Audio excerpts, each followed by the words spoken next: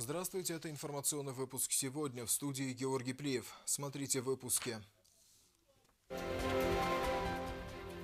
Итоговая пресс-конференция Алана Гаглоева затронут весь спектр общественно-политических вопросов.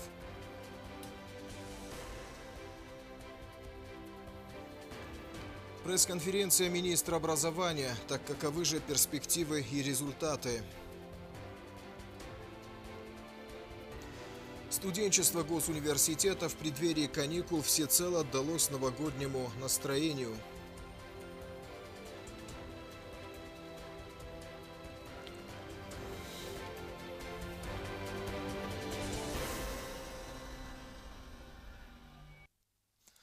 Президент республики сегодня созвал большую итоговую пресс-конференцию. Подводя итоги уходящего года, Алан Гаглоев подробно коснулся каждого вопроса общественно-политической повестки республики. Главное официальное мероприятие дня прошло в исключительно доверительном формате. Журналистское братье получило на свои вопросы вполне исчерпывающие ответы. Зарина Кочиева продолжит. В начале пресс-конференции президент страны Алан Гаглоев поблагодарил журналистов за объективное освещение происходящих в республике событий.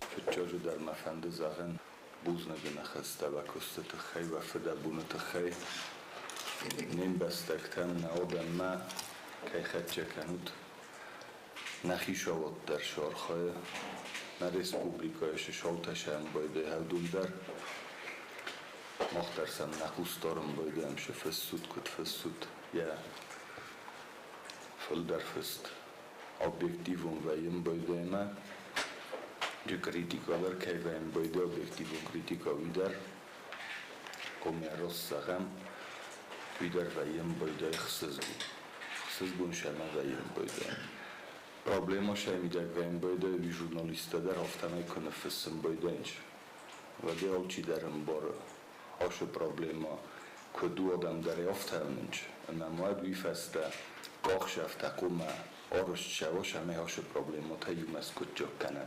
Внешняя и внутренняя политика, социальные вопросы, таможенные проблемы, в том числе и повышение вывозных пошлин. Это лишь часть вопросов, которые интересовали представителей СМИ. Документ об исключении Южной Осетии из перечня стран, на которых распространяется постановление о таможенных пошлинах, уже готов. Есть полная уверенность, что в ближайшие дни он будет подписан, сообщил журналистам президент страны. Вчера связывался с вице-премьером Новаком Александром Валентиновичем. Он вчера подтвердил, что документ находится в правительстве и в ближайшие 2 дня будет подписан. Как только будет подписано постановление, сегодня утром созвонились с заместителем министра экономики Звольвачем. Наш министр экономики Сармат Эдуардович Котаев готов к вылету, чтобы подписать потом соответствующие соглашения. До Нового года мы этот документ подпишем. К большому сожалению, бывают иногда и такие предприниматели, которые пользуются определенными ситуациями и нагнетают ситуацию. Вот сейчас мы посмотрим. Я дал поручение Министерству экономики. Как только мы подпишем соглашение, вот эти пошлины будут отменены, посмотрим, насколько снизятся цены вот на продукты питания и на отдельные группы товаров. Эту ситуацию мы будем отслеживать, и тех недобросовестных предпринимателей, которые периодически пользуются и перекладывают весь груз на потребителей, этим предпринимателям будут приниматься соответствующие санкции. Это тоже надо понимать. Будет, видимо, определенное недовольство, но здесь все мы обязаны работать для населения, для народа Республики Южная Осетия. Еще один важный вопрос, который интересует не только журналистов, но и население страны – пробки на таможне. Как отметил глава государства, эта проблема тоже решается. В этом году прошли встречи с российскими коллегами, в частности, с министром транспорта России. В этом вопросе нас они поддержали. Принято решение о реконструкции пропускного пункта Нижний Зарамак. Изначально были выделены денежные средства в размере 3,5 миллиардов рублей. После составления проектно-сметной документации сумма была увеличена до 4 миллиардов. Весной будущего года приступают к реконструкции пропускного пункта Нижний Зарамак.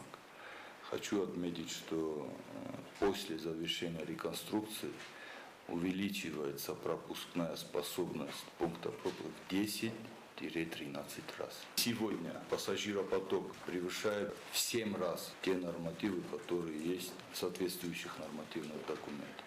Вопрос вхождения Южной Осетии в состав Российской Федерации. Президент отметил, что вопрос повестки не снимается, однако, учитывая сложившуюся геополитическую ситуацию, заявление некоторых политических сил – это всего лишь их предвыборный пиар-ход.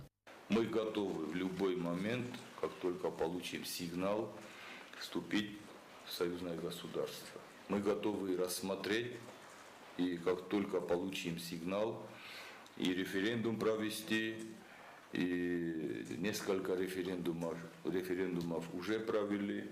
В любой момент готовы. Политические силы Южной Осетии должны нести ответственность за свои заявления, так как это касается прежде всего безопасности нации.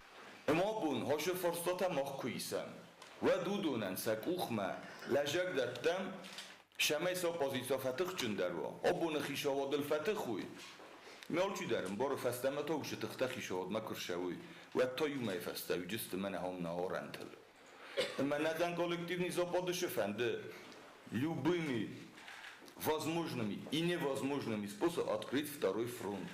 Нахи кабутаумст, ирестунля путаумст. Мы هم диккок фронт кубока на матчи хащинчи. Мен заявлен тачи разаду. Мы хохам форстотл, хохам азо дугмарастаге. Личный интерес.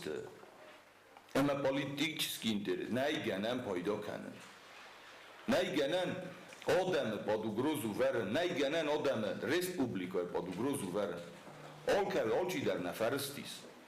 میتونجا بخوده کنم. ما کیفند ممایی بینونتل در شو و زوجینات. ما کمانی بار مال جواب چی کنجنس؟ دی جواب. يولد مراخيزات ميافتا زغات زول جواب كنجن ما شفند референдумы кой канатысли. Нам необходимо укреплять наши вооруженные силы беспилотной авиации. Мы это обязательно будем делать. Первые шаги уже сделаны, сказал президент страны. Журналистов интересовали и возможные кадровые изменения в правительстве. Президент подчеркнул, что незаменимых руководителей нет. Каждый чиновник должен работать во благо народа. В противном случае ему нечего делать на столь ответственной должности. До назначения любого руководителя, любого уровня, мы с ними открыто говорим. Если человек в полном объеме может перекрыть свою сферу, в состоянии решать те задачи, которые перед ним поставлены, если вопросов к нему нет, человек занимается и работает дальше. Если есть вопросы, тогда их надо решать. Не очень приятная ситуация создается, когда любого человека освобождаешь от занимаемой должности, но вместе с тем мы все в ответе перед нашим населением. И вопрос должен решаться. Некоторые обижались. Алчи дарья кыстыбыната жуап датты. Места жуап даттын алшалдар. Ама мол кей бастыдар. Ама да бастыдар искы жуап канун. Да бастыдар мамоина да бастыдар.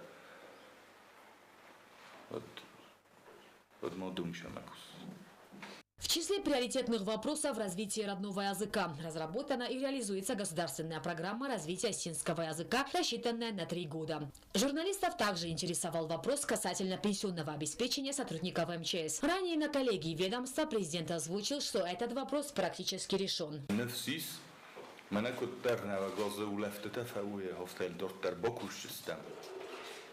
Мавжодам офтероско загама чубират аушикосте базарундысты. Рзонгла путай башудысты кусымна. Фафеда бунку туй ва зоурастаджитыдар. Ройгурам баста бококканын кокодиват тарджифа феда бунку туй маобун сабун бенсаройсыннау. Пресс-конференция длилась почти 4 часа. Президент ответил на все вопросы югосинских и северосинских журналистов. Зарина Кочева, Арнольд Харебов, Джонни Техов, Тамерлан Гусраев. Информационный выпуск сегодня. В репортаже Стеллы Бязаровой вторая часть пресс-конференции президента республики, так как вопросов за истекший год накопилось более чем достаточно в каждой сфере жизни юго-осетинского общества. Также 2023 год выдался насыщенным на внешнеполитическом уровне. В ходе пресс-конференции Алан Гаглоев рассказал о том, что осталось за дверями встречи с президентом Российской Федерации Владимиром Путиным. Всех секретов глава государства, конечно, раскрывать не стал. Однако подчеркнул, что остался под большим впечатлением. Самые теплые впечатления, вопросы вот такие простые, дружеские, а сколько детей, а где они учат. Между прочим, был очень удивлен, что дочь президента учится в Юго-Остинском государственном университете, честно говоря. И был приятно удивлен. Да. Еще и подчеркнул, вот она говорит, вот это говорит правильно. Я еще тогда добавил, я говорю, Владимир Владимирович, народ Осетии и осетины предавать не умеют. Тогда он озвучил, что Владимир Эдуардович, я говорю, доверяю остинскому народу. Вот такая характеристика, такая оценка для нас, для всех должна быть такой очень важной, и мы это должны ценить. Говоря о внешней политике, Алан Гаглоев отметил, что налаживание контакта в рамках союзного государства является одним из приоритетных направлений. Сегодня проводится определенная работа, налаживается взаимодействие в сфере экономики, культуры и гуманитарных вопросах. Мы готовы в любой момент, как только получим сигнал, вступить в союзное государство. Мы готовы рассмотреть, и как только получим сигнал, и референдум провести, и несколько референдумов уже провели. В любой момент готовы. От журналистов прозвучал вопрос и о том, что многие руководители министерств и ведомств не идут на контакт с журналистами, и многие актуальные вопросы не доводятся до населения. Порой я вот смотрю иногда, не иногда, но я каждый выпуск ГТРК ИР от начала и до конца смотрю. Я наоборот удивляюсь, то руководитель одного района, то министр. А вы хронологию и статистику посмотрите насчет открытости. Я думаю, что после указания, чтобы все руководители всех уровней шли навстречу представителям средств массовой информации, я думаю, что сегодня такая проблема была, да. Но я думаю, что сегодня таких проблем нет. Один из самых острых тем – проблема государственной границы Южной Осетии. По этому вопросу была проведена колоссальная работа. Подготовлен итоговый доклад и все необходимые материалы. По словам Алана Гаглоева, вопрос был поднят и на встрече с министром иностранных дел Российской Федерации Сергеем Лавровым. Понятно, что такие вопросы в одностороннем порядке решаться не могут. Еще если брать тот момент, что границы Республики Южная Осетия охраняют военнослужащие погрануправления ФСБ России на территории. И в ходе встречи с Сергеем Викторовичем Лавровым, 3 октября в городе Сочи я эту проблему озвучил, попросил, чтобы мы направили эти материалы в МИД России для изучения. И потом мы готовы в любой момент определить, в том числе из числа и депутатского корпуса, из числа сотрудников Министерства иностранных, определить соответствующую группу, направить их в Москву и сесть, и переговорить, обсудить те вопросы, те проблемы, которые в ходе работы могут возникнуть. При мне же Сергей Викторович дал поручение Марату Мунировичу Кулахметову, который тоже присутствовал на встрече. Они со своей стороны тоже определили рабочую группу, что просили депутатский корпус. Направьте, почему не направляете? Мы всегда отвечали, что прорабатываем вопрос, работаем над этим вопросом, есть уверенность, что нам пойдут навстречу и вопрос получит возможность дальнейшей проработки. Еще один актуальный вопрос – цены на топливо в республике. По словам Гаглоева, в результате проведенной работы удалось снизить цены на ГСМ, и работа в этом направлении будет продолжена. И мы уже снизили на 6 рублей. Вчера мне вечером министр экономики докладывает, что нам цену еще снизили, и мы будем еще снижать цены. Но здесь надо еще и понимать, там 16 декабря подписано внутреннее постановление правительства Российской Федерации, где исключительным правом вывоза горюче-смазочных материалов предоставили право Роснефти.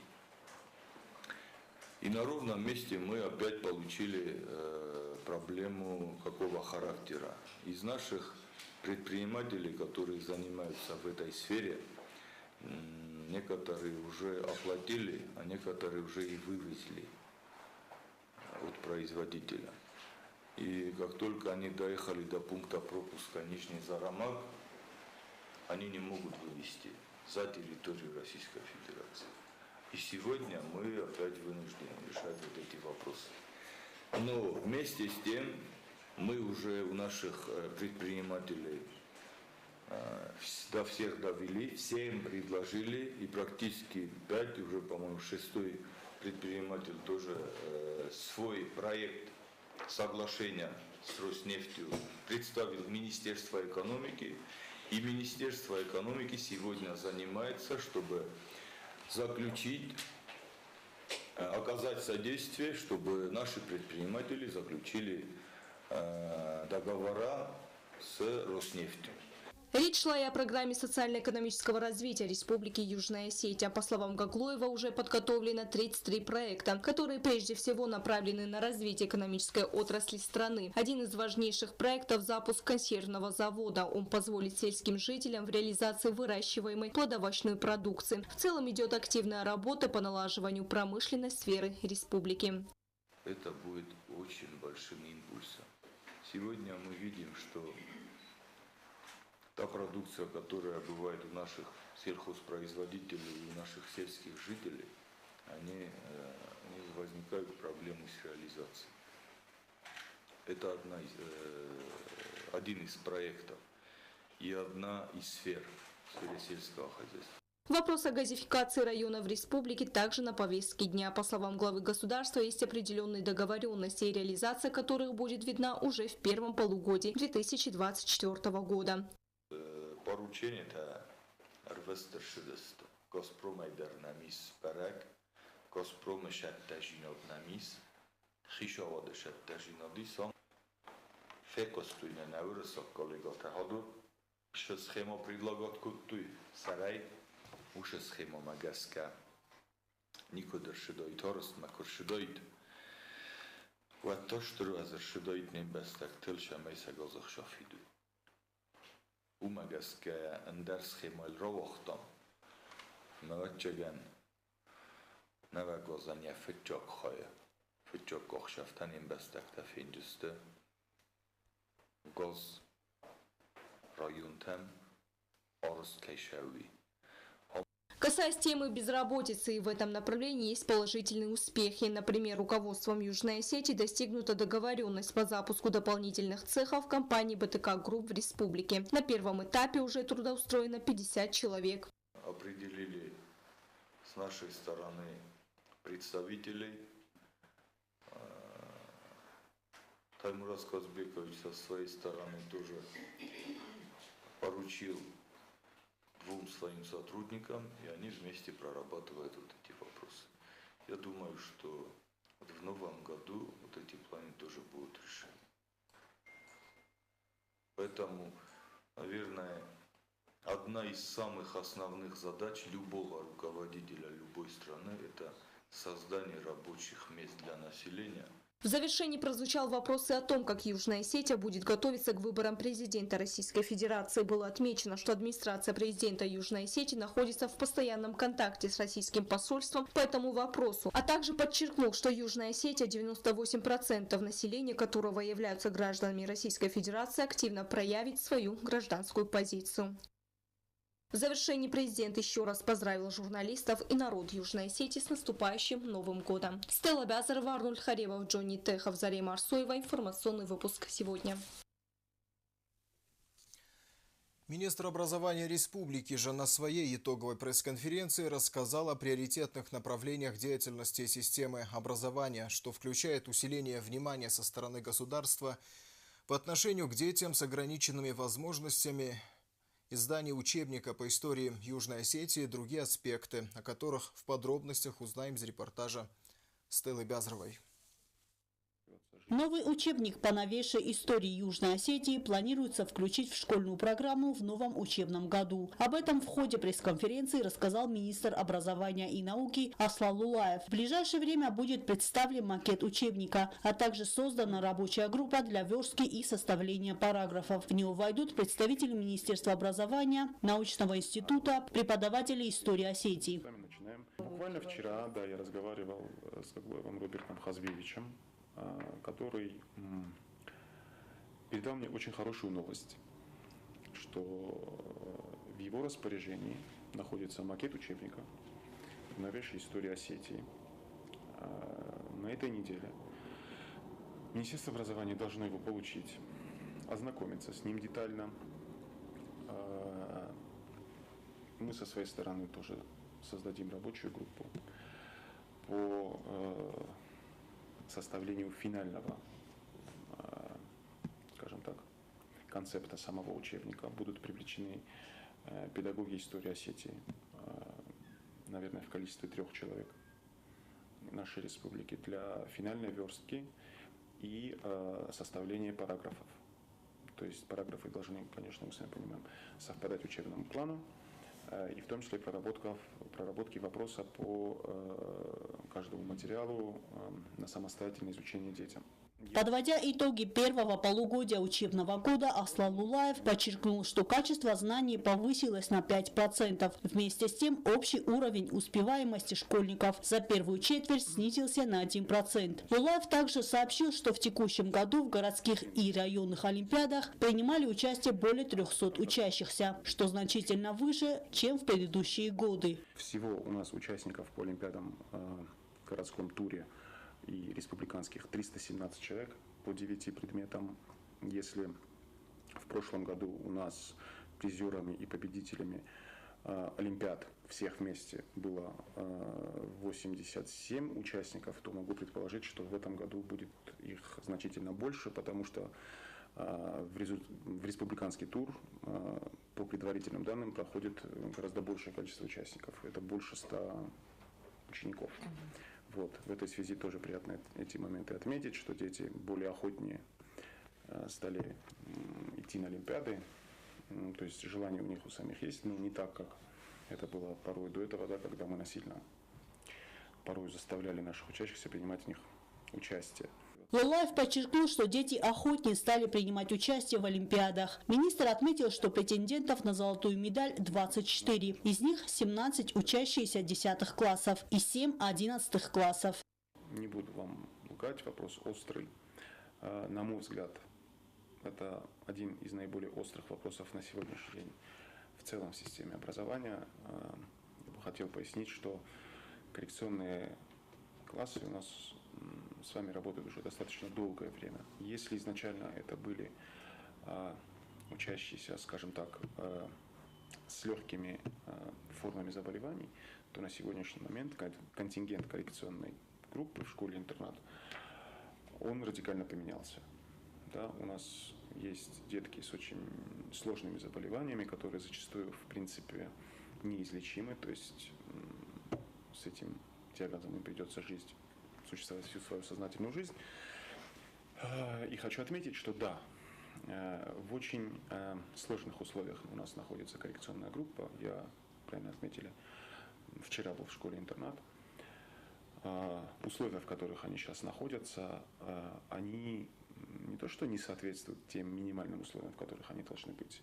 Вопрос условий коррекционного класса при Цхинвальской школе-интернат один из наиболее острых на сегодняшний день в системе образования, сказал Аслан Лулаев. Он назвал условия коррекционного класса неприемлемыми, отметив, что вопрос надо проработать комплексно. Мое мнение таково, что мы все-таки должны думать наперед. Мы должны думать наперед, мы должны понимать, что таких детей, их не станет меньше.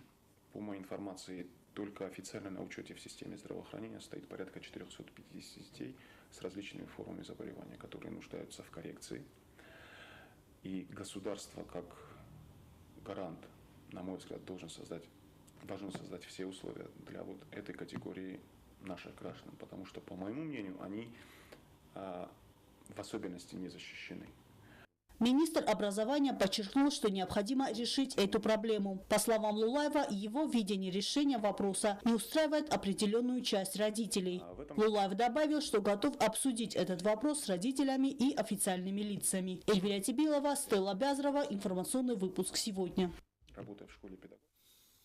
О том, с каким настроением студенчество и профессорско-преподавательский состав Юго-Осетинского государственного университета имени Александра Тибилова провожают 2023 и еще только собираются встретить 2024, узнаем из репортажа Яны Плиевой, которой посчастливилось побывать на ежегодной студенческой вечеринке. В Юго-Осетинском государственном университете прошел традиционный новогодний огонек. Вечер посетил президент Алан Гаглоев, а также члены правительства. Праздничный вечер был исключительно подготовлен студентами. Творческие коллективы университета показали насыщенную программу. Больше 2 часов студентов и приглашенных гостей развлекали всевозможными номерами и юмористическими сценками. Ну и какой же Новый год без Деда Мороза и Снегурочки? Как отметил сам Дед Мороз, даже студенты верят в чудеса и ждут исполнения желаний.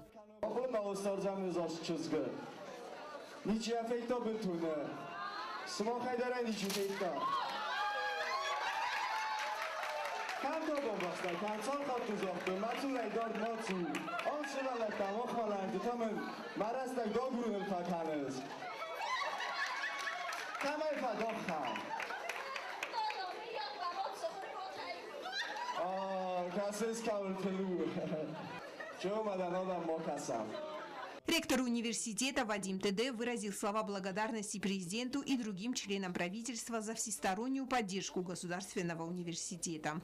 Я бы хотел от имени многочисленного коллектива сотрудников нашего университета поздравить студентов. Все, что делается в нашем университете, все ради вас, все для вас.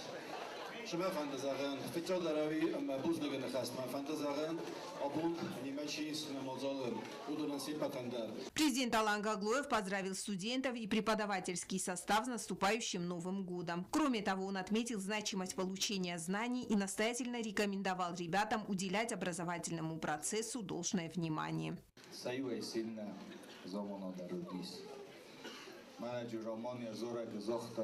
Завтра будет лучше, чем вчера. А вы у нас заргазагы, а Юлдар стут манат зонг фасида, Юлдар стут и растуна сумбун. Мавачаган виюм боканджу стут марты кохо тохорканым мордам рукошаджан. Студенты самых разных факультетов получили на праздничном огоньке президентские стипендии. Глава республики лично вручил их отличившимся студентам.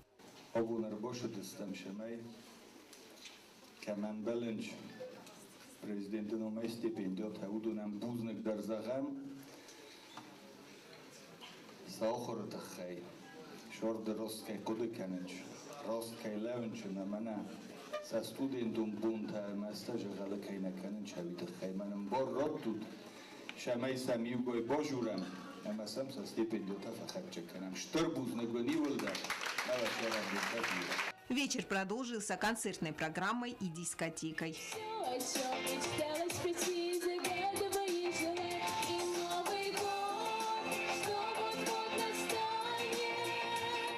Яна Плиева, Ринат Медоев. Информационный выпуск сегодня. Прогноз погоды на завтра.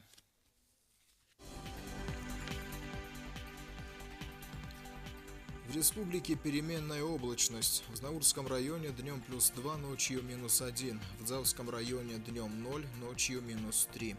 В городе Квайса днем -2, ночью -5. В Ленингорском районе днем +3, ночью -1. В Цкинвале днем +2, ночью -1. Это все на сегодня. Всего доброго. До свидания.